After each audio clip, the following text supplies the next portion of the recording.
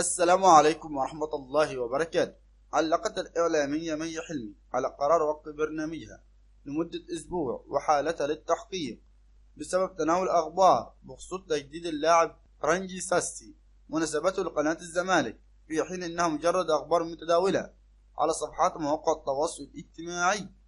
وألزمت القناة مي حلمي بالاعتذار لقناة الزمالك عما بدر منها خلال الحلقة. ووضحت مي حلمي أن الجمهور حكم عن الموضوع في بداية الحلقة دون استكمالها للنهاية، مشيرة إلى أنها في نهاية الحلقة أكدت خلال مداخلة للاعب الزمالك السابق وليد عبد اللطيف أن هذه الأخبار متداولة على السوشيال ميديا وأن القناة غير مسؤولة عنها، وكذلك أخلت مسؤوليتها أيضا، وإن كل ذلك موجود في الحلقة، مؤكدة أنها ستظهر على الشاشة يوم الأحد المقبل بشكل طبيعي.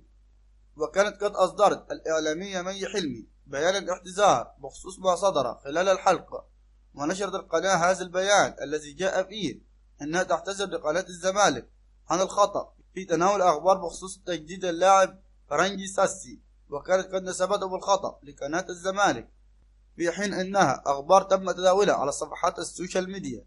وفي الأخير شكرا لكم والسلام عليكم ورحمة الله وبركاته.